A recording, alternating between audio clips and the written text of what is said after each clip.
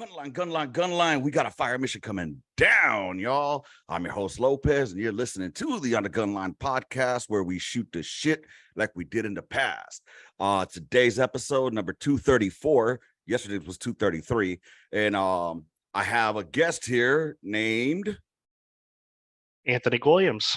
Okay, I didn't know how to say your last name, so I was like, how the fuck do I say that shit? All right. Hey, man, thank you. It's a pleasure to have you on here today. And you reached out to me because you and one of our former guests, Buffkins, surfed together. Is that correct? That's right. Yeah, we were in Schweinfurt together. Oh, right on. And well, let me just start off that the stash is fucking great, bro. I dig the stash. I dig it. Appreciate it. If you guys are watching this on the YouTubes, he's got like a kind of like a pedo fucking stash going, but it's got the handlebars growing too, so it doesn't look very pedo. It looks more like I'm gonna be a biker soon.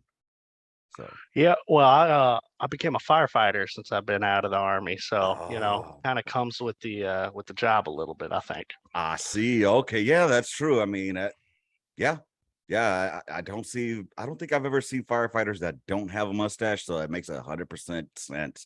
So let's jump into it, man. Thank you for being on here. It's early in the morning, by the way. It's 8:46 Texas time on October 12th. You guys probably just listened to the new episode that dropped last night, and this is one of those that this one will be dropping on Friday. So it's Friday when the people are listening to this. Tell me about yourself, bro. Where are you from? All right, man. I am from the suburbs of St. Louis, Missouri. Born and raised. Just was here before I joined the Army and came right back here after I got out. Okay, so oh shit, I don't know if you can hear me. I lost my fucking. Can you hear me? I can hear you. Can you hear me? All right. For some reason, I can't. I wasn't sure with this. Fucking adios. God damn it. Okay, can you hear me? Yeah, I can hear you. All right, sorry about that, man. I got cheap audio here. So with that, good. So you're in Missouri now. You're in St. Louis? Yeah, just outside St. Louis. St. Louis. Okay, right on. So let's see. How long did you serve for? I did. I did 3 years in the Guard and 4 years active duty. Okay, right on. Too easy. What got you into the military? Dude, just it was something I always wanted to do. My dad worked at Boeing growing up. Okay. So like, always seeing like the airplanes and shit like that. Like I wanted to be a fighter pilot, but I found out really early that I really sucked at fucking math. So that wasn't going to work out for me. So, and then I figured, maybe I'm thick-headed enough to be a jarhead, join the Marines. That didn't really work out because the Army National Guard recruiter came in to my high school when I was 17. Is like, hey man, you don't gotta wait. You can go to basic training between your junior and senior year of high school. Oh shit. And yeah, he got me, man. I jumped all over it. Well, now the famous question. What was your MOS? 13 Bravo. All the way through. Did you become a fucking 13 Bravo? What got you into that? I mean, so truth be told, I wanted to be like infantry. But at the time, the Missouri National Guard didn't have infantry. So I was like, well, I'm doing something combat for sure. And artillery was about the only choice. Now, I think the recruiter had talked to my parents too, because I was 17, so my parents still had to sign off on that. Oh, gotcha. And like, I probably would have done 13 Fox. But I think the recruiter had a little conversation with my parents and really downplayed 13 Fox to me. He made it sound like 13 Deltas, if I'm right. He's like, you're going to be on a computer all the time. That one's no fun. Oh, no shit. So I was like, well, I mean, I'll go shoot them big cannons. That seems like a lot of fun. And it was. I'm glad I did it. One thing about Army videos and stuff like that, they show you the cool part of, firing the fucking weapon systems and smelling that wolf pussy and everybody running around in that chaos. But they don't show you the preparation it takes to get to firing that shit. Like having to load up all the motherfucking ammo and carry that shit from the AHA. But anyways, right. Hurry up and wait. Oh my God, dude. Does that Anyway, we'll get into that some more. So you the recruiter didn't even have to twist your arm. You were like, all right, let's do this shit. I'll be a 13 Bravo. And you went off to go do, what year was this in? So this was in 2007. Okay. Um, so Army just needed bodies then too, just all over the board. So $20,000 bonus. So that made it easy. I mean, I don't even know why. He looked at me one day while we were doing the paperwork. He's like, "You're a good kid, right?" And I'm like, yeah, sure, Sergeant." And he's like, "All right, I'm gonna put you in for PFC." So I didn't have to do. I know a lot of guys in the office were like cold calling people to make them join to try to get Yeah. PFC or whatever, and I mean, he just gave it to me for whatever reason. Damn. Not that it helped me out because I only went up to E4 anyways. I But never went still, past that. but you came in as an E3. That's a little bit of a pay hike compared to the E1s. So Yeah, that's awesome. Shit. Were you one of those that were in basic training? Do you have OSUT or did you have basic and then dog, AIT? dude. So I finished my junior year of high school, and like a week later, I went to basic, did all that, and then I came back maybe a week before my senior year of high school started, finished that up, and like the day after I graduated, I went to AIT, Ah, okay. Where'd you do basic at? Fort Sill. Oh, okay. So you did go to Fort Sill to do basic. Okay, cool Yeah. shit. How was that for you? What was your experience like?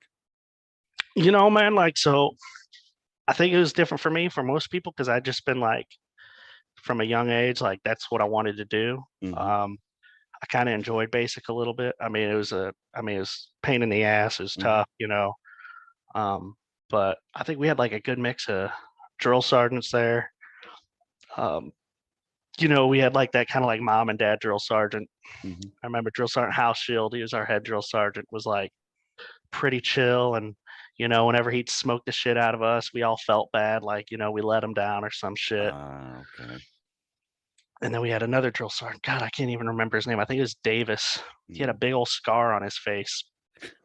Uh, he was a mean motherfucker, man. He was a combat engineer. Okay. Um, What, dude, let me ask you before we go a little further. Did you have any previous history in your family in the military?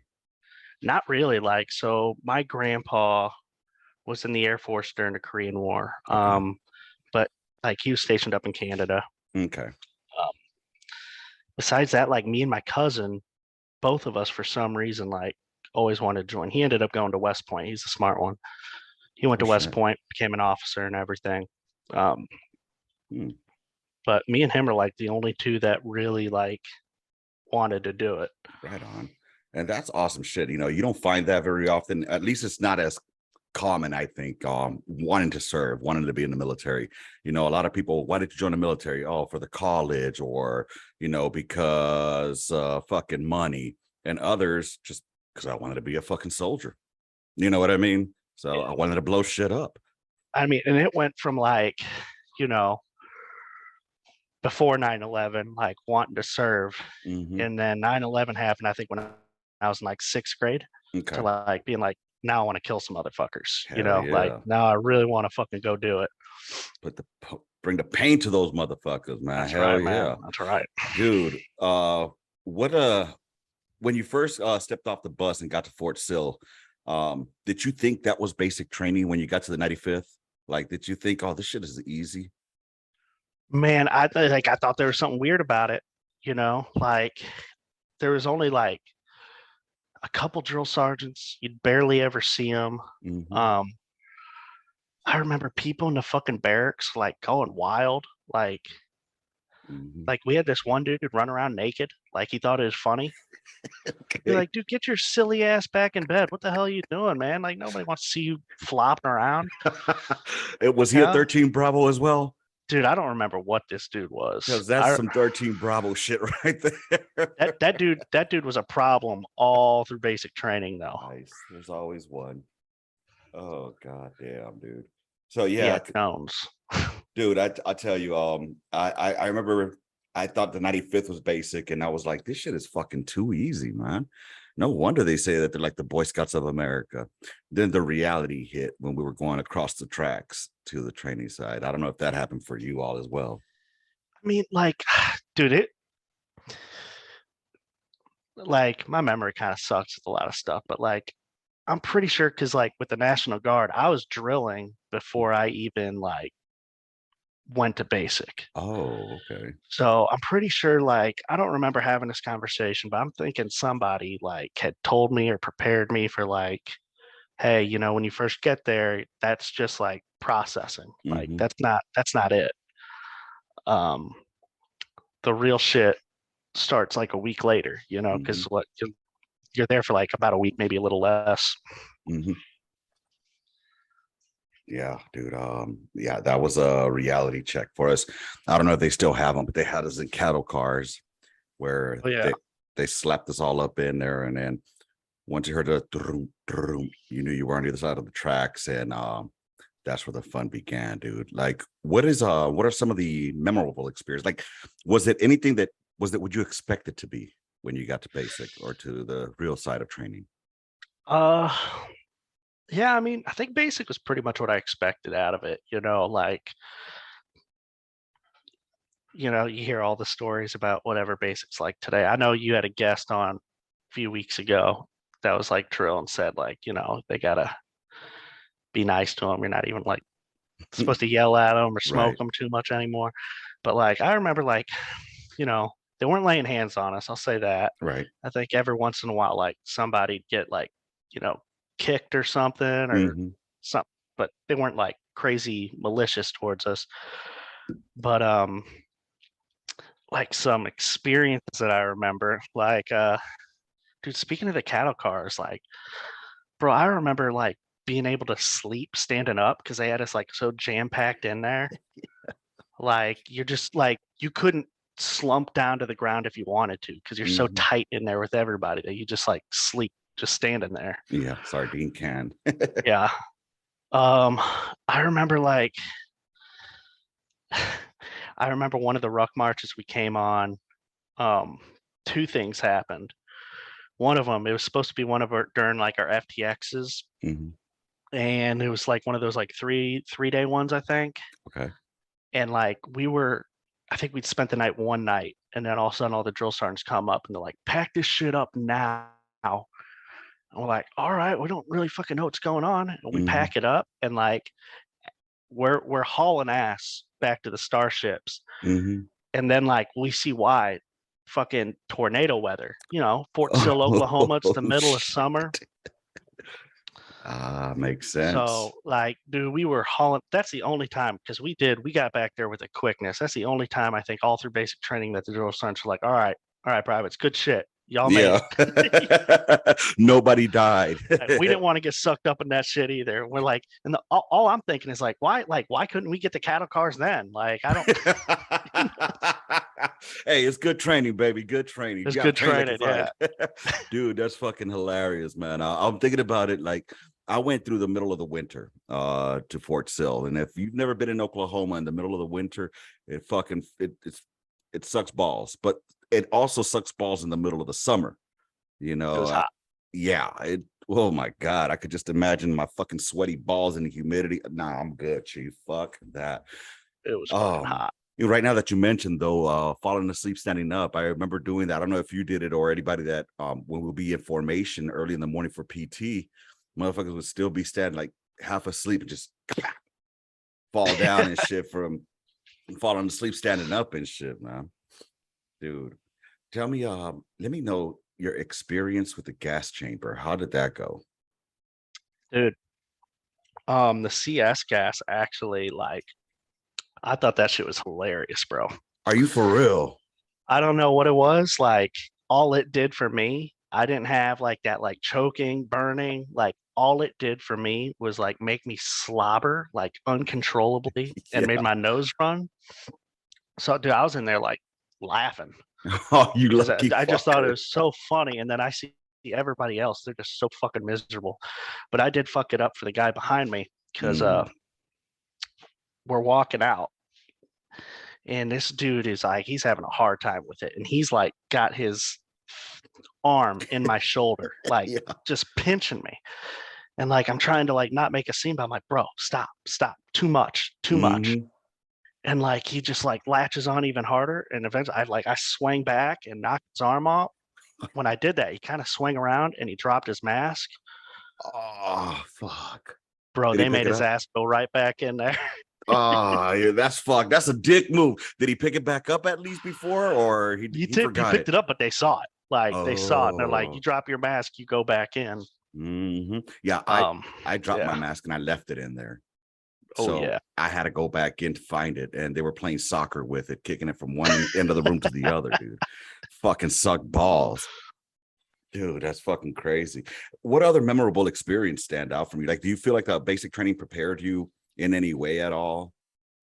Uh, Because I think yeah. I that mean, during it's that such a time, weird experience for me because like I finished basic and then I was back in high school.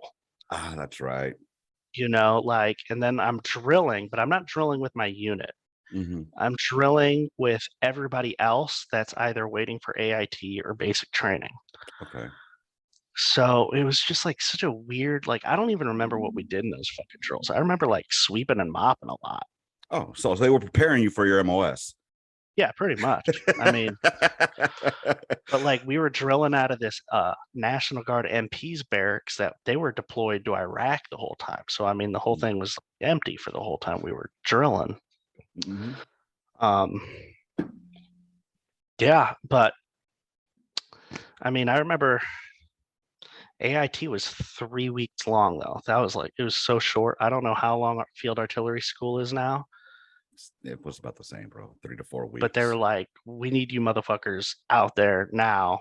Yep. They'll teach you how to do this shit for real at your unit. That's exactly what they told me in 04 and 05. Yeah, in 04. Same shit they said. Wait, 04? Yeah, because I went in November through. So 05, I went through AIT, and it was just, we need bodies, So, but back then we had OSUT. So you didn't really have a graduation from basic. You went you did your 20 mile or 20K ruck mark, whatever the fuck there was. Then you came Hmm. back, and then they gave you the little dog tags with the Army values on it. And they were like, all right, privates, you're going to AIT tomorrow. That's it. I mean, nothing's changing because we're still your drill sergeants, and you're still sleeping in the fucking bay, except you're marching over to the training side, to the AIT. Yeah. And but yeah, what I want to get at was when we got there, we got to see the pieces, which was the 198, the 119er, and the Paladin. And I wanted the Paladin because I wanted to be a tanker, and I thought the Paladin was a tank, civilian mind. But yeah, dude, when we got there, like, it was a quick and steady fucking, you're gonna learn more of this when you get to your unit. This is the collimator, this is how you set it up, but you'll learn Yeah. more about it when you get to your unit, you know what I mean? But they had fun with us, and I wanted to ask you about this in your AIT portion of it. When you went through it, did they did your instructors wager on you all, for example, like use you for gambling purposes? Man, I don't even really remember. AIT was such a weird thing because I think that's like right when they stopped the OSIT. I think I was in like one of the Mm, first classes. So like some of the dudes still had like the drill sergeant badge, but mm-hmm. they weren't wearing the round brown. They were wearing that Gotcha. stupid ass beret. Yeah. You remember that? Yep. Um, and like they would tell us all the time, been like, hey, just because I ain't wearing my drill sergeant hat don't mean that you don't treat me like I'm not one, Mm, like they still were transitioning from that. Um, but I don't even remember them like they seemed so bitter to be honest. yeah. And then like they were within our 3 weeks, I think we rotated through like two different sets of instructors for some Okay. reason. That they just like didn't really give a shit too much. Word. Like, I remember them literally, like, having us put up a wish list of, like, what gun we wanted to train on. Okay. I put Paladin because I was the Mm-hmm. same way. I was like, "I wanna be in this big fucking tank. This thing looks Mm-hmm. cool." Um, so, yeah, I got to be in the Paladin. But, like, throughout my Army experience, man, I was actually pretty lucky that, like, I got to be on the Paladin. I got to be on the 119er degraded in Mm-hmm. Afghanistan.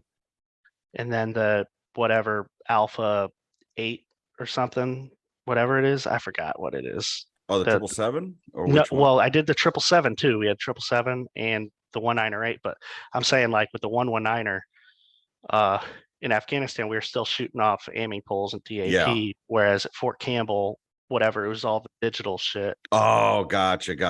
Yeah.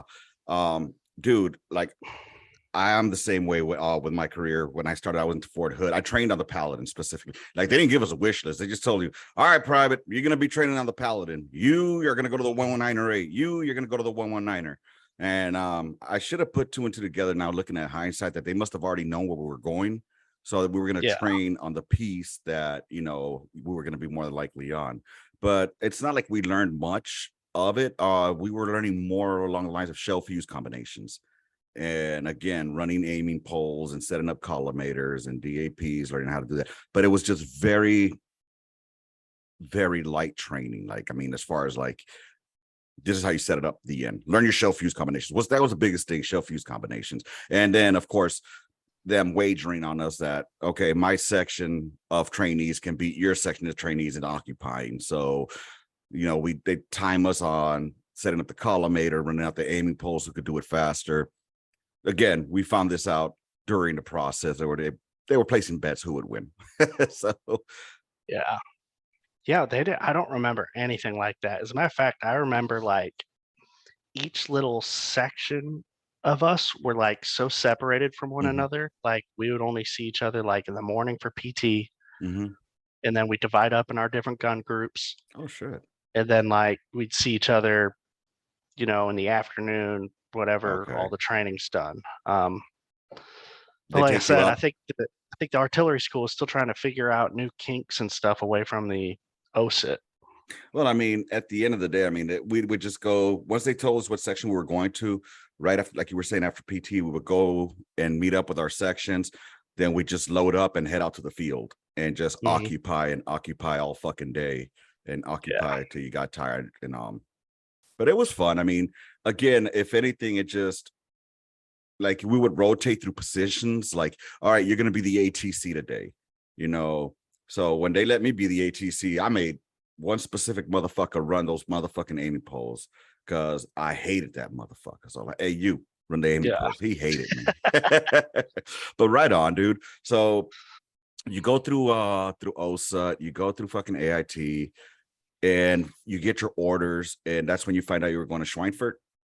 No, so I was still National Guard. Oh, okay, gotcha. So it was like kind of funky. Like I was in the Missouri National Guard, but I was going to college at the Citadel in South Carolina. Okay. So I had to transfer guards. I mean, and I'll make this a long story super short. Pretty much like I went to the Citadel. It was a good college, but I mean, it's so expensive. I went there for a year. And then I went back to Missouri. And then like I was in Missouri for like 5-6 months, I think, before I was like, fuck this, I'm going active duty. I was like constantly trying to like get on different deployments to the Guard. I'd been through 2 different pre-mobs where like they're like, all right, we're going to Iraq, we're gonna cross train you as an MP or something, and but we're going. And then I'd be like, on one of them, I was like a month away from shipping out. Like we were close. And then they canceled it. And then after that, I was just like, no, this National Guard shit ain't for me. I'm trying to get down range. Gotcha. And I mean, within a year being in Schweinfurt, like I was in Afghanistan. I mean, it happened quick. What's funny is it's kind of like one of those be careful what you wish for type deals is how it came to me at one time. Because again, I joined because I wanted to fucking go to war and blow shit up, and I would watch CNN and the news, and you would see the gunners on top of the Humvees and shit like that. And that's what I wanted to do. You know what I'm saying? However, I didn't think I was going to do that in the field artillery. Yeah, we got to Baghdad, and that's exactly what I was doing. So, at least you got to shoot rounds down range, which is fucking awesome. Shot a shit ton. Let me ask you also, so you went active duty then? Was this your first time going out of the country, like ever experiencing traveling out of the US? No, actually. So my mom's from Honduras. Oh shit. So We I'd got go a to paisa Honduras in all the the time. house. That's right. That's right. Hell yeah. So I've been to Honduras a few times, and then my parents had actually moved through because my dad worked at Boeing, Mhm. got some contract, go to work in Hungary Oh shit. over in Okay. Eastern Europe. So I actually went there to visit that that winter when I Mhm. came back from uh, South Carolina because I told him I'm like I'm going active duty. I'm not doing this college shit anymore. Like, Mhm. but that was cool. We actually went to Germany during that time, Nice. and we kind of did like a whole Europe thing. Like we went down to Italy. We saw Aviano Air Force Base. I don't know, Nice. dude. Like we know the Air Force is spoiled, right? Oh Like, yeah. but seeing Aviano Air Force Base was like the most ridiculous thing. They got like it's just the place is probably the most beautiful like military base in for the United States in No general. It's like on shit. this like crystal lake with like these snow-capped mountains, and they're just launching planes off the runway. It was pretty cool. Fuck yeah, dude. Dude, so you're Honduran. That's just it has a special place in my heart because Yeah. I'm Central American as well. I'm Oh, Salvadoran and cool. Nicaraguan. So I get tired of being called Mexican all the time. I So hear you. just to see another Central American is like, yeah, that touches my That's heart, right, man. It man. warms it up, man. Cool shit. So, all right. So now you go, but this is your first time leaving the country on your own, and you're going to Yeah. Germany. And so when you show up to your first duty station, what was it like? I was immediately labeled a complete shitbag, and for Because you came good from fucking National reason. Guard. Not just that. Okay. So I got there and I'm 20. Okay. The first weekend I'm there is like one of the city festivals. Mm, Like the first weekend, like I'd been there less than 5 days, yeah. and we're told we can drink. Mm-hmm. So uh now I got CQ the next day. Ah. I think I'd been there like I think this is like my fourth day there, and I got CQ. They already tell me like, hey, you're gonna be on You're on the CQ tomorrow. roster. And I'm sitting in my room, and like some of the buddies that like I came there with, Mm-hmm. they're like, hey man, let's go see what this is like. Like this is supposed to be really cool. And I'm like, no, guys, I got CQ. Like I think I'm gonna stay here. I Mm-hmm. tried to be responsible. Peer pressure is a hell of a drug. Yeah, it is. They dragged me out. Dude, I got pictures that like they'll pop up on my like Facebook memory feed. Like I blacked out. I don't remember shit from that night. Oh shit. This is what I remember. I remember a very loud and angry knocking on my door, opening it up, half naked, hangover Mm. from hell, and CQ Sergeant, hey motherfucker, you're supposed to be down at the desk right now. And whoa, goddamn private, you smell like a bottle of whiskey. Oh shit. And I'm like, all good, sir, all good, sir. I'll put my clothes on. And I got dressed and I ran downstairs. Now, I was still drunk, like, but this NCO, he was going to let it slide. Now, he Mm-hmm. told me he was going to bust my ass all day, Yeah. make my day hell. But this, like, female medic was the person I was supposed to be relieving. Okay. And she took a look at me and, like, out of nowhere, for no reason, she's like, I think he's on drugs. And I'm like, no, no, no. Like, I drank a lot last night. Like, for sure. Like, I drank a lot. And she's like, Yeah. and she looks at the sergeant. She goes, no, I think he's on drugs. What the So, fuck? like, he rang that up to the higher ups. They shipped me off to the hospital, got my blood drawn. I wasn't on fucking drugs. Right. My BAC was out of control. Did they tell you Uh, what it was at? dude, I don't remember because I was Yeah. still drunk when You were they still did it. fucked up. Yeah. And it was in German. It was a German hospital. Like I Oh didn't know what my these guys are God. saying. What a Um, bitch though. Why she gotta go drop a dime on you like that? and then our first sergeant Darby, who's like fucking cuckoo for Cocoa Puffs. Like Mm-hmm. the dude was nuts. So I thought I was like, I'd been hearing stories about him. I'm like, oh man, I'm gonna get kicked out of the army already. Like I just Mm-hmm. got here. And like the dude actually showed some leniency towards me. Uh, gave me 14 days of extra duty. That was it. No shit. That was it. Didn't Article 15 you or anything? He just fucking put It you on was that. a company grade Article 15. Okay. So it stayed there. Mm-hmm. I did extra duty for 15 days. But I kept my pay, kept my rank. Right. Now he told me, he said, you don't want to fuck up again. Mm-hmm. He said, you don't want to sneeze the wrong way. You don't want to look at somebody sideways. I don't want to hear from any of your NCOs, you talking back, giving them shit or nothing. Like, he goes, this is it. This is your one chance. Holy shit, dude. I'm trying to figure out. I'm still pissed off that she fucking dropped the dime on you. I mean, dude, it's your first time in Germany as a fucking soldier. You're going out there having fun. You're 20 years old. Fuck. That's a dick move, dude. That's a straight up dick move. Your NCO was like, hey, man, I'm going to work your ass off the way it should be done. You know what I mean? Yeah. But for her to just do that shit. He felt, that dude, Staff Sergeant Martinez, he felt terrible about it. Like, because he knew if he didn't do anything, she was gonna jump him. Like, I don't know why she had her, like, she was dead set on, for some reason. I'd never met her You before. probably reminded her of somebody she fucked one night and regretted it, bro. God damn, I have no idea. But like, this dude, every time he saw me, he was like, because he wasn't in my battery. He's in a different battery. He's like, hey man, it's fucked up. What a cunt. But bitch, to make it even worse, they were doing like this incentive, like, nobody, no alcohol related anything. Oh, fuck. You get a 3-day weekend. Yeah. Like, and they were building up to that. They like needed like another weekend, and they were in the field. That's why I was pulling CQ. So they come back from the field. They learn right away that their 3-day weekend's gone. Because of the new guy. And holy shit, like, yeah, you were hated, immediately fucking hated. You want to feel like everybody's about to whoop your ass, like sock party, like. Yeah, fucking straight up blanket party on the new guy. God damn, bro. I remember just one dude. There's only one dude, and he wasn't even in my section.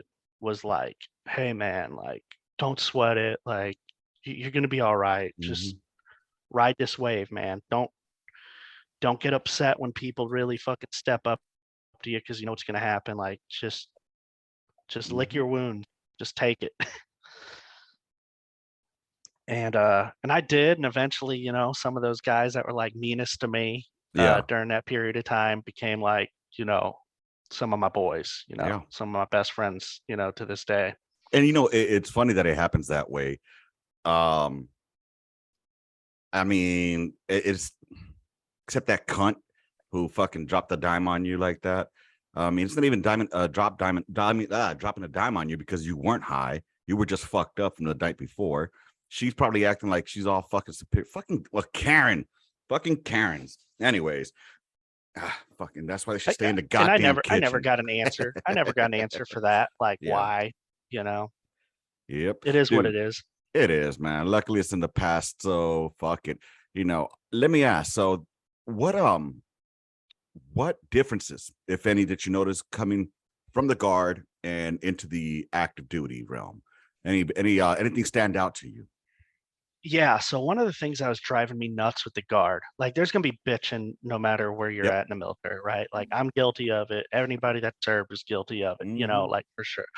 But one of the things that was driving me nuts in the Guard was, I was working as a restaurant manager at the time while I was drilling, and I'd hear these motherfuckers on their drill weekends, because I'd look forward to them. Like, I wanted to do Army shit. And they'd be like, I'm wasting my fucking time here. I'd be making more money at my regular job. You'd hear that a lot.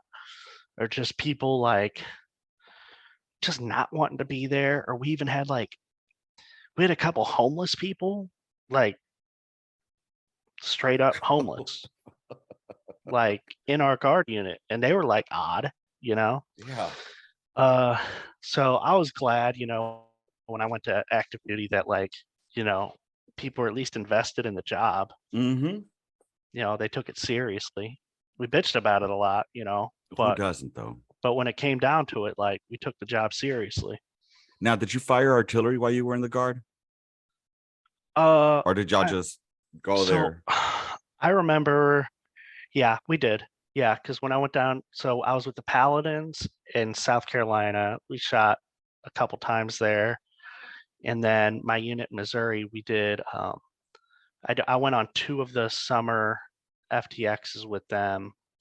One of them was in Fort Riley, and we Okay. shot, and we had 198s both times. We Nice. shot 198s there, and then we shot 198s at Fort McCoy another time in Wisconsin.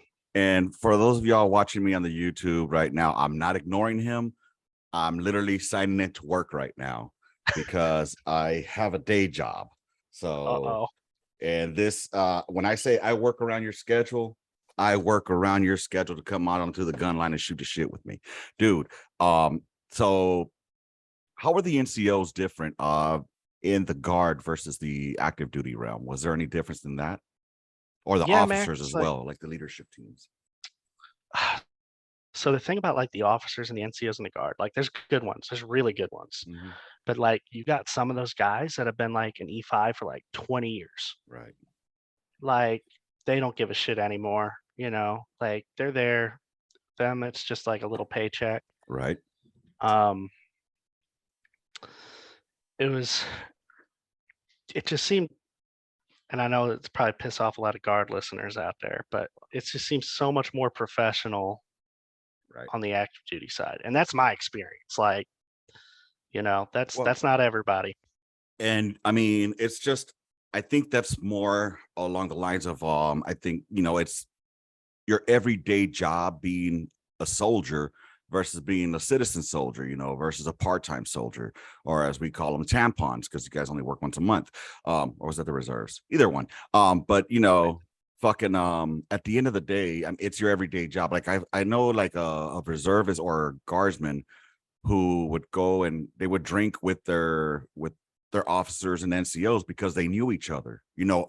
out in the streets. You know what I mean? So again, give me 1 second. I got to put my polo shirt on so that I look professional when I log on to work. Whenever they see me, 1 second. All right. For all of y'all workers out there, if you're, working remotely, just always keep a polo next to you. You don't have to have it on all the time, but I have a meeting here in about half an hour, so I might as well get this shit ready. So, dude,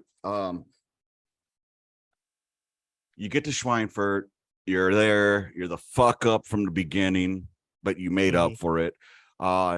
Now let's get to the nitty gritty. You reached out to me because you said there was a story that was told and that needed Uh, to be cleared up. that's fast forwarding all the way to the end of the deployment. Oh, okay. Well, let's talk about the But deployment first then. Oh, you know what? I only got 1 minute left, so I'm gonna resend out that link I'll so we don't get switch it caught over. up in the middle of it. And listeners, you won't even fucking feel this, but give me about 2 minutes. You'll get that link, and I'll send it out to you. All right. All right, and we are back. You got me on the audio. I hear you. All right. So let's talk about your deployment. So you get your orders. How long were you in Germany before you got your orders? Um, like 10 months. Oh shit. Did you Yeah. go to any field problems while you were out there to prep for this deployment? Yeah, we did like half of a field problem. I mean, it was like 2 days with the Paladins. And then like almost immediately we got orders for Afghanistan. We're switching over to 119ers. Oh shit. Um, and yeah, we did like Buffkin kind of told you this when he was on, but we did kind of like 3 months in the winter in Graph, Mm-hmm. but like they'd have us come back Right. like kind of like every few weeks on the weekend. Um, I think just to kind of keep our sanity a little bit because it was just like nonstop. It's like nonstop hurry up and wait, pretty much. No Like shit. going out and setting up. We shot probably like a dozen rounds that whole time. No shit. I mean, Really? like, The rest was dude, just dry, dry, dry. yeah, like but when we went to Afghanistan and we're jumping on these 119ers, like we felt confident in like our crew drills with them, Mm-hmm. which is funny because these are emplaced howitzers, Mm-hmm. like the only thing we got to worry about is picking the bitch up and spinning it around. Yep. Like there wasn't no crew drills to be done with it. It was all it was all shooting making sure, I mean, most of the work was on the gunner, man. Like Yeah. the gunner, making sure he can shoot quick. That motherfucker is your bread and butter on the fucking Paladin. I mean, on the 119er is your gunner, Yeah, dude. I and mean, and Elo, Sergeant Juan Alorza, mhm. him on our gun, and then our other section, Sergeant Sims, like they had to be two of the best in the Army by the end of the deployment. I mean, he told you we won the Knox Award for that deployment. Like Dude, the we Knox were Award is slinging fucking rounds. awesome. For those that don't know, the Knox Award is fucking, it goes like to the best fucking battery, right? Within the Army. You know, that's fucking outstanding, bro. Okay, real quick, transitioning from the Paladin to the 119er, how was that? Or from the whatever piece you were on in Schweinfurt to the 119er? Um, so I didn't really get to like learn to love the Paladin, I Yeah. guess. Um, I like my favorite piece to this day is going to be the 119er. Just I love the simplicity of it. Yes. I love how fast you can spin that thing around and shoot rounds in any direction. Yep. Um, that thing degraded is so easy to gun. And like I was the number one man, so I'm Oh, appreciating those hell yeah. 105s over the 155s. Yeah. Yes, sir. Now let me just so for those who can see behind me, that's a one. Oh no, that's a 777. And the only reason there's a 777 and not a 119er on there is because one of my old soldiers made that for me. It's a And cool picture. yeah, it is. I love it. And he made that for me. But if it was up to me, it would be a 119er right there. I love it. The 777 looks cool. It does, but it's not my thing. You know what? But it's a piece of shit that breaks down all the time, and you can't spin that thing around on azimuth. I'll tell you what I don't like about it, and this is gonna sound petty as fuck. I don't like that you pull the lanyard from the side. I mean, it just looks weird to me. Like that's just odd. With the 198, you were right behind that motherfucking breach. Boom. I mean, the whole process, the loading of it, and everything, just like it's like just automated artillery. I don't know. It just makes no sense to me. The 119, back to your point. See, I did love the fucking Paladin. I had nothing but love for it. I fucking defended the Paladin when I first got to my unit in Carson until I started working on the 119er. And holy shit, dude, that's when I think you really do artillery as an artilleryman because you're firing fucking degraded, and I was a staff sergeant when I got to the 119er. So I had to humble myself to learn from E5, Oh, yeah. Like, hey man, I need to learn, so what I did, I linked up with another section chief with a staff sergeant, and I told him, just use me as a private.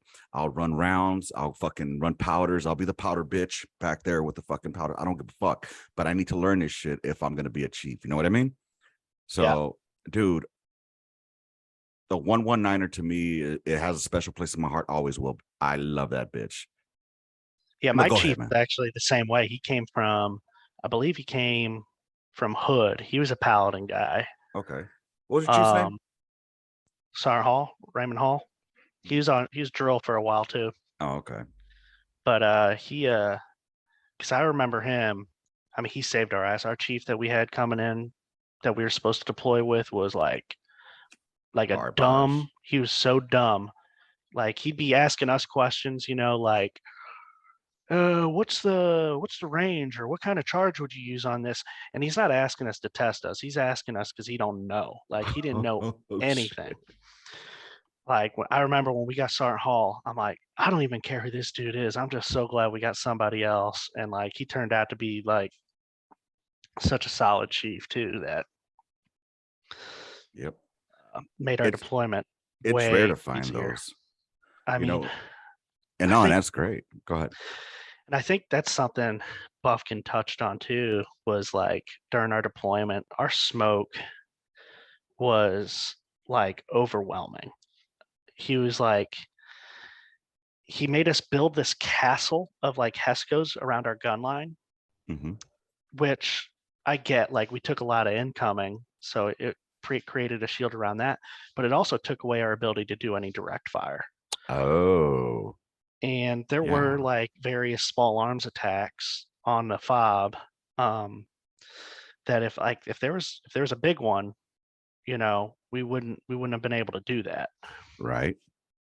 And again, I apologize if you see me turning to the side. I'm just logging into work. So, but dude, so what fob were you all on? Tillman. Okay. Okay. Yeah. Where was it? What is that, RC East or RC East? You could see Pakistan. We were okay? most of our fire missions were shooting into Pakistan. Oh shit. So there's a pack mill base right on the other side of this mountain range, and most of the Taliban we were fighting were being housed by the Pakistan military. They Of would course. shoot at us, launch some rockets on their timers, or sometimes they would actually hang out by them, and they'd shoot at us, and then they'd go to sleep over with the Pakistan military. Fucking figures. Like there was actually one incident where our infantry cats were going on a patrol all the way out there, and you can actually YouTube this place, OP4 Tillman. You get on Okay. YouTube, you see some of the firefights and stuff that they'd gotten into. OP4 had been closed, but they still patrolled out there a lot. But like one time they're walking by and they could see the Pakistan military base, and the Pakistanis opened up on them. That whole base, Dishkas, mortars, rockets, like, and it took a while. And we got the guns pointed at the Pakistani military base, and like there was almost an international incident there where and then the Pakistanis turn around and they try telling our command like, oh, we thought they were Taliban. Like, bullshit, you thought they were Taliban. You know exactly what was going on there. Right, dude. I mean, I remember I went to go visit some of the fellas out there in Monty, over on Monty. Those boys were fucking firing every fucking day. It's like RC East was just a constant fucking Crazy. Yeah, the whole Kunar, baby. That shit ain't no joke out there. Oh man, It's crazy. I remember for us, so I think we took the most IDF at Tillman, but Cop Margaw, where we could shoot wrap rounds at in defense for them, like they would have suicide trucks trying to breach their gates. holy shit! Like small arms fired like crazy. People, like, I mean, I'll give the Taliban props on one thing. They are some patient motherfuckers, because they will crawl on their stomachs with, I don't know if it's sheep wool or whatever the fuck they're doing, where they will get right up within small arms firing distance to your walls, and then they'll do what they got to do. But they got to know they're going to die. Like, they ain't going to win that. I mean, that's pretty ballsy. Yeah, they I'll tell you that. That's one thing I did notice between the Iraqi army and Afghans. Oh, let me just say the Iraqi, we call them violent extremists is what the politically correct term was. Those motherfucking Hajis, bro. Those motherfuckers, they were just like one of those, they'll shoot and run, or they'll throw a grenade and run, but those motherfucking in Afghanistan, they fighting, chief. They are fucking, they're trying to run over your motherfucker. Look at Keating. You know what I mean? Like, these motherfuckers go hard, bro.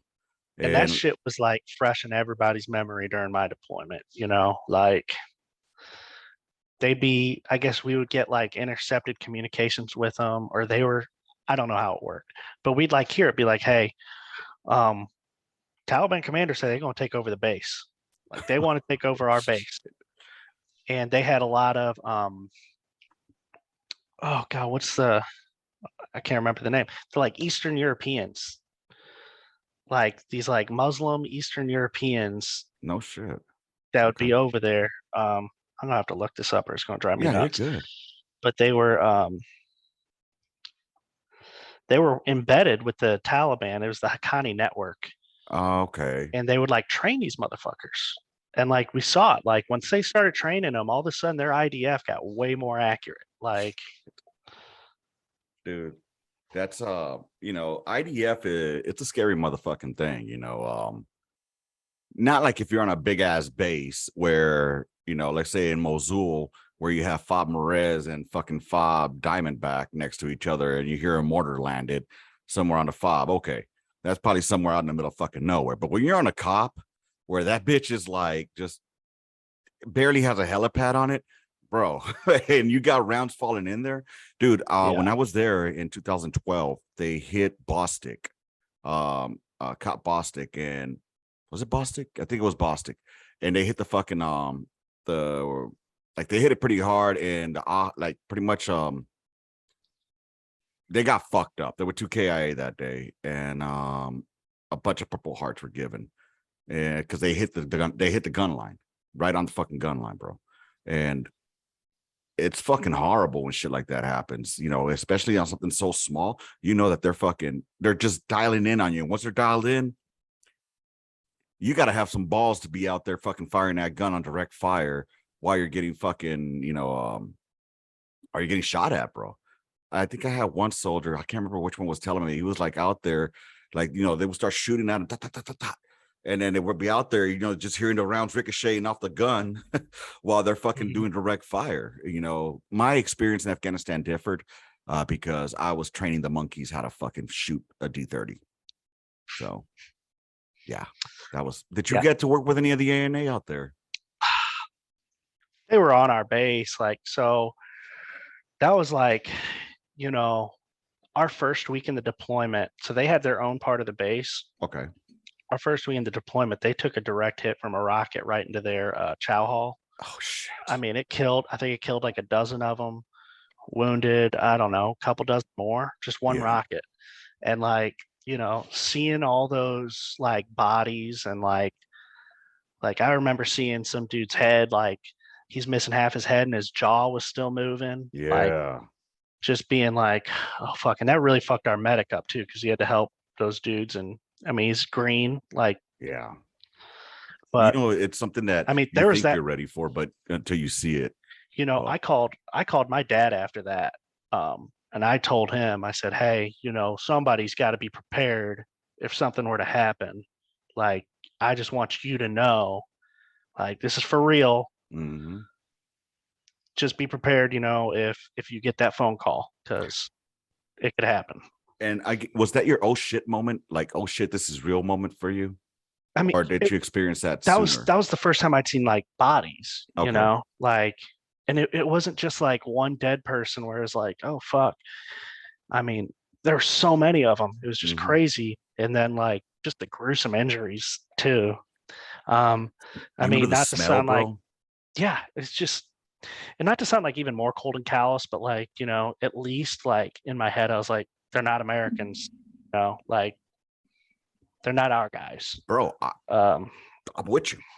I am with you, because, you know, I mean, maybe some of those motherfuckers were Taliban anyway.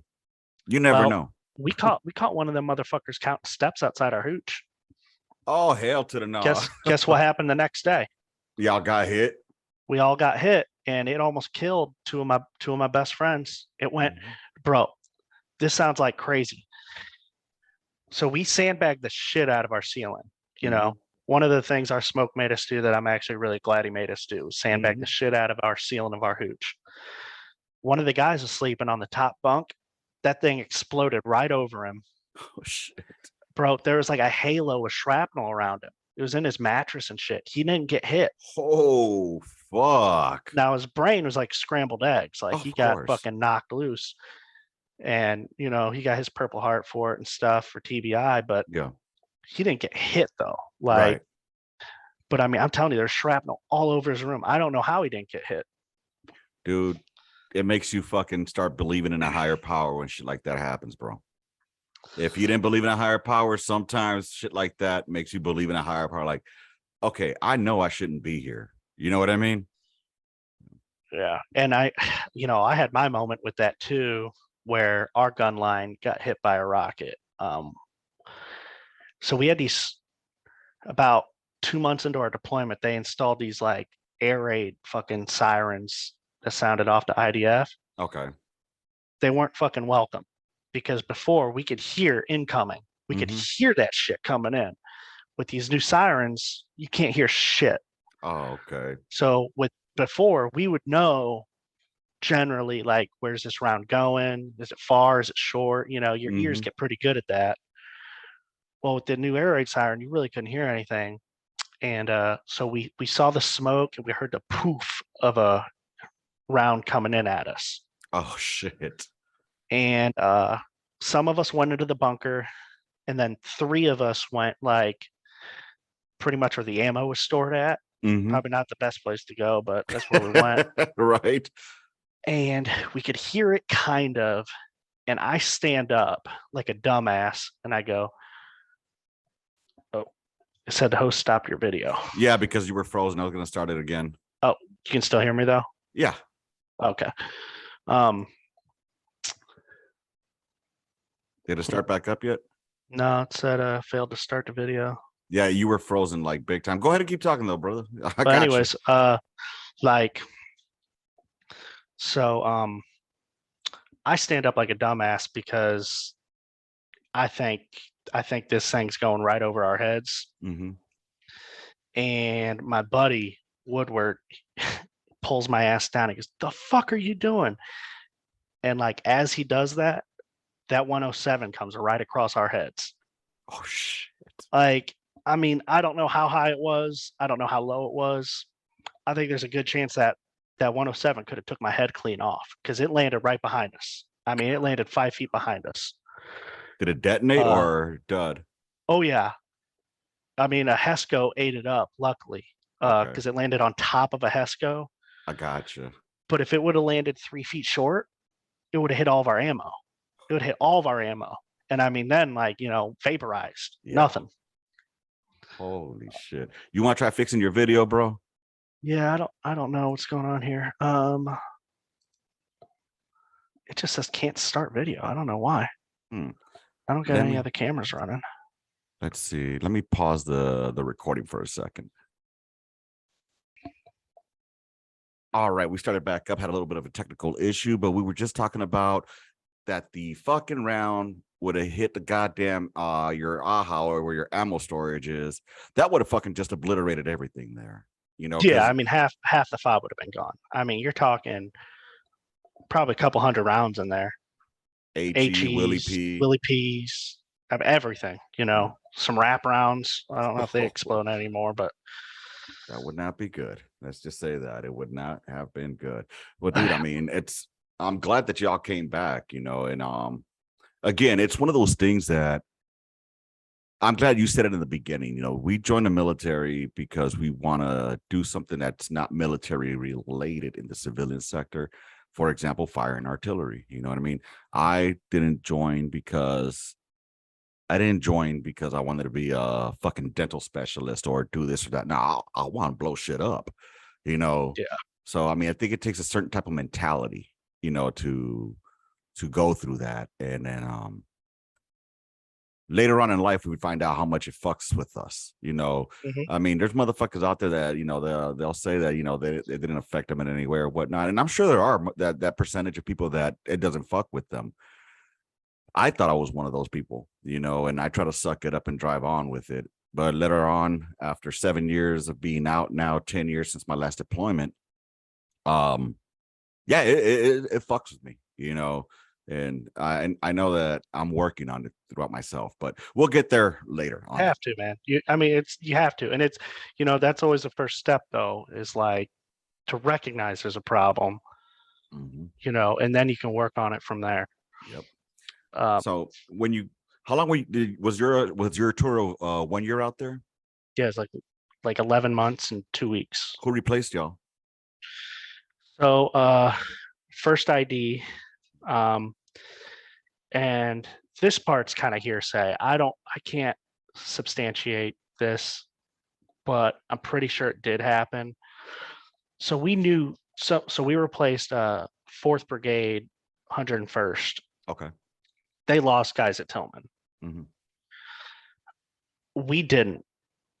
I don't know how, like, it's a miracle. Like, everybody that was at Tillman's got a close call. You know, everybody. Like, it's just lots of Purple Hearts, right? No KIAs.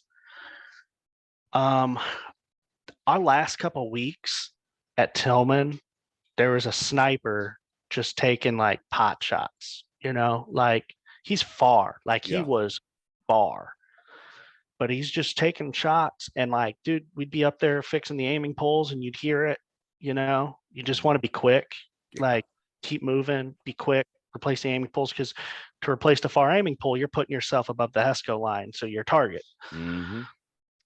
We told these first ID guys that, and like I said, I don't have any, like, I remember hearing this, but I never looked it up. Like that one of their guys was out there changing out the aiming pole and like took a round. Damn. But I do know that they did take enough casualties that they closed down the base. They were there for less than 6 months and they cut ties. They said, fuck this, we out. Like, it's not worth it anymore. We got nothing to gain by losing bodies out here. Yeah, for real. It's I think they started once they started retrograding or started shutting down a lot of places, but this was what we didn't start doing that till like 2012. So I'm sure it's way before that you guys are talking about. So well, that was that year. I mean, my deployment was 11-12. Oh, okay, no shit. Okay, I was there all 12. I was there from March 12 through November of 12. That was my deployment there. I mean, half our battalion didn't even get to finish their tours at their original fobs.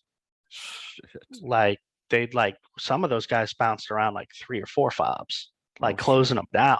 Like I can't even imagine what kind of hell that was, constantly moving around. Well, like, a lot of those fobs, those cops up that way. I mean, you could only go at nighttime to retrograde. Like, if you're gonna take the howitzers out, it's gonna be at nighttime. So that had to be a bitch. I mean, I'm glad, we had our own set of problems, but I'm glad I didn't have to do that shit. For real, dude. What's so you start counting down the days and shit, time to go back. What month did you guys come back in from? July. In July? Okay, so you had to go through JAF, or did you guys go straight to Bagram? We went through from Tillman to Sharana to I can't remember the other place, and then Bath. Okay. And then from Bath to Manas back to Germany. Dude, I remember when I first got to they call it Manas now. I called it Manis. When I first got to Manis. Yeah, when I got to Manis, that was that same year that one idiot in Florida burnt all those. No, was it the Qurans that were burnt? And then some joker. That was during my deployment. Right. And then some joker decided to go out of the fob and start smoking all these fucking kids and stuff like that. That was that same year. Like you went into town, right? And just started smoking people. Yeah. Dude, it's all like, oh man, we're coming right at the greatest time. It tripped me out though, still in Manis, where I tripped out on was seeing these Oriental looking motherfuckers. I know it's not politically correct. I'm sorry.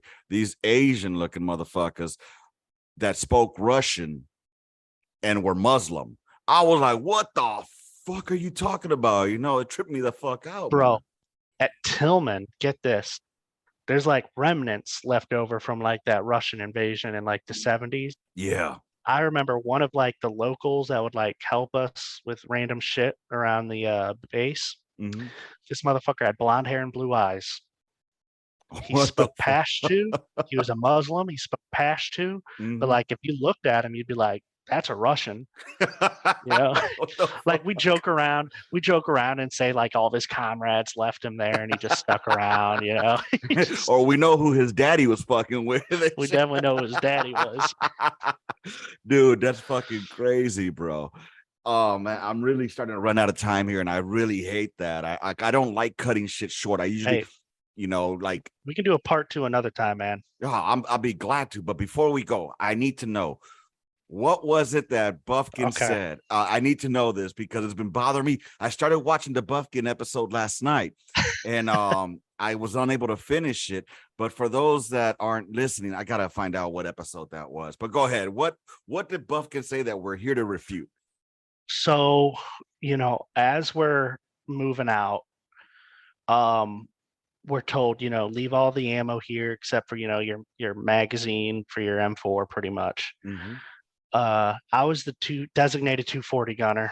Okay. I never used it except for like just firing off some practice shots, but I still had my assault pack full of fucking 7.62 rounds. Okay. Now, as we're packing up, all I'm thinking about is I got to get the fuck out of here Like, that's all I want to do. I remember just like dumping it like upside down, and a whole bunch of belts came out, and I was like, all right, cool. And then I started packing my shit. Okay. I guess there's like 2 belts like wedged at the bottom, and Nice. dumbass me didn't like reach in there to like check. I see where this is So, going. we're getting that whole speech going through, trying to exit out Yep. for that last plane ride. Like, if you have one spare round, you're locked up for life. You're gonna get fucked over. You're When you're dead. going through Like, customs, right? nobody's gonna help you. Yeah. And I'm just sitting there like chilling, like, yeah, whatever. Like, okay, I ain't got nothing to hide. Like, put my salt pack on, goes through. My happy ass is back in Schweinfurt, Germany, my barracks room, all happy. Fucking haunted ass barracks room. He did talk about that. I had the same room as him. I had the same room that he had before deployment, because they shuffled us all. Gotcha. So I ended up, and he's the one that told me, like, man, that room's haunted as shit. Like, good luck, have fun. And it was. But I'm unpacking, and like I'm reaching in, pulling stuff out, and then I reach in and like I feel it. And like, dude, my blood runs cold, my heart stops, and I pull out 2 belts of 7.62. And like, bro, I don't want it, I don't want to hide it. I don't want to keep it. I don't want to do anything with it. Like, I like quadruple bag that shit with a whole bunch of trash and fucking toss that shit in the dumpster. Like, well, good thing you're out now. You know what I'm saying? And it happened. I told like a couple of my boys, like Buffkin, oh my god, about it. So nobody ever knew about that shit. Nobody ever found out about it. I mean, nobody important found out, unless they listen to this now. Oh, wow. Is there a statute of limitations on that? I mean, it's been over 10 years, right? Yeah. And all this is allegedly, because honestly, just in the event, this may or may not have happened. It might just be a story that he's making up in order to, make the podcast more interesting. How about that? Yeah. Well, we're just telling stories. We're just telling stories, like fishing stories, bro. That's right. Holy shit. Like, I mean, because I was scared shitless because I in my hygiene bag, I had a 5.56 in there that sneaked through. I don't even know how. That just makes me wonder, how much were these fucking Navy men actually paid? Because we had the Navy in charge of the customs. Yeah. They must have not really been paying too much fucking attention, were they? Dude. But they look like they are, don't they? Like, yeah, they look do. like They they're doing working.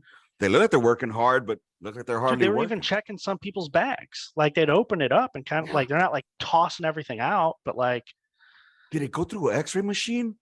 Yes. Or no? Yes. They must have figured that. I don't even know what I would have said if it would have been found. Like, I don't know how I would have reacted to that, because I would have been so fucking shocked. Oh my god, dude, I'm still fucking tripping the fuck out on that. Like, how do you do that? It makes no sense to me. And I'm telling you though, when I shook that bag out, like, yeah, well, you must have been holding the fucking mag. I mean, maybe you were holding on to it while you were shaking it. I mean, I don't know that. I don't know. They're Guilliams. That's kind of fucking. That's kind of suspect. I mean, I'm telling everybody that's listening though, I wanted no parts of those rounds. Like, I didn't have any kind of ulterior motive. Right. I wasn't trying to like get around something. I wanted nothing to do with those things. Like, oh my god, dude. I'll admit that I'm a absolute dumbass for like not triple checking my shit. And I guess this story was. But when they told us like the march order, to get out of there, like all I could think about was like, I want the fuck out of here. I'm packing my shit. I'm with you. And if you want to check out that episode with Bo Buffkin, that was episode 206 of the On the Gunline podcast. It looks like it was back in May 7th is when we had that conversation. And I'm guessing he told that story. He did. Okay, I'm looking at it Part of it. right now, and it says Field Artillery veteran Bo Buffkin joins me and talks about his time in the military before and after, and are the barracks in Germany haunted? So that we did Confirmed. talk about that. So too easy. We need to do a part 2 though, my friend, because I do have a meeting that I have to go to at this time. What did Buffkin say about this though? What was he stating? He wasn't talking shit. He just Uh, mentioned that it happened. Like, so you're the one that okay. I'm gonna have to listen to exactly his words because I think that's awesome. but I he wonder. dropped my name, so I felt like I had to at least. You gotta respond, bro. You gotta respond. He could You have know. said, this guy in my section or something, but no, he said, Guilliams. He dropped that fucking dime on there, didn't he? It's kind of I like a got debate. If you get your name called out, you got a rebuttal. So, Yeah, and I got some stories on YouTube, Bo. So you ain't safe. and we will hear them. Maybe I could get both of y'all on one time together and shoot the shit, all three of us, man. That would be a that'd be fucking good. great idea.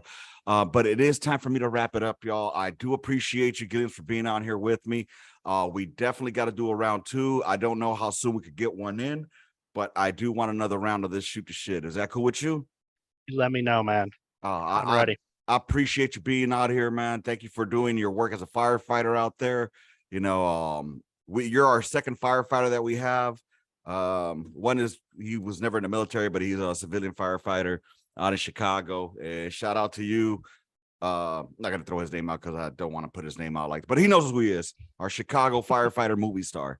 But anyways, any words of wisdom to those that are in the military at this time or getting ready to come out? I mean, I'd say for people getting ready to come out, like if you're looking for the same kind of adrenaline rush and camaraderie in a career with, at least in my area, good pay and good benefits, firefighter, paramedic is a solid way to go. I think it's about the best transition you can get, and you put that GI Bill to work. It'll pay for it all. Word. Okay, that works. Fucking so listen out there, y'all. If you want to transition to, and it's funny because our friend of the podcast is a firefighter, says the same thing, like the camaraderie that we show on the Gunline seems to be something that follows out into the firehouse too. So it's never going to be the same thing, right? Like, but it's similar. Like the guys I work with are brothers and good friends. Like. Well, you put your lives in at risk every time that bell goes off, and you guys have to run out there. So I can definitely see that, man. And as I'm stalking you on the socials, I see you're a Blues fan. That's right, man. Go Blues. Go Kings. But you guys are my secondary team. All right. So I'll accept that. When I see y'all on the ice, it's fucking great, bro. I thoroughly enjoy watching them play. They're very physical. They're very fast. And also, here in San Antonio, we had the Rampage, who was actually a feeder team for the Blues. So yeah, for a while too. Awesome. Yep. So hey, again, thank you for being on here, man. My meeting is actually starting right now, and she's about to hit me up. So thanks for being here, bro. Anybody here on the Gunline, thank y'all for hanging out with us. If you want to come and shoot the shit with me here on the pod, hit me up on thegunline@gmail.com, or you can go to onthegunline.com, check out the socials and the links there. They take you to the merch store and all that good shit too. Thanks again, Guilliams. You have yourself a good afternoon, a good evening. I think you're probably going to go to sleep right now, more than likely, because you just got started. So if not, yeah, I appreciate you, man. Thanks a lot, bro. I really, really appreciate it. Hey, thanks for having me on. I'll talk to you again another time. Sounds like a plan, my man. You know where to reach me at. With that said, rounds complete.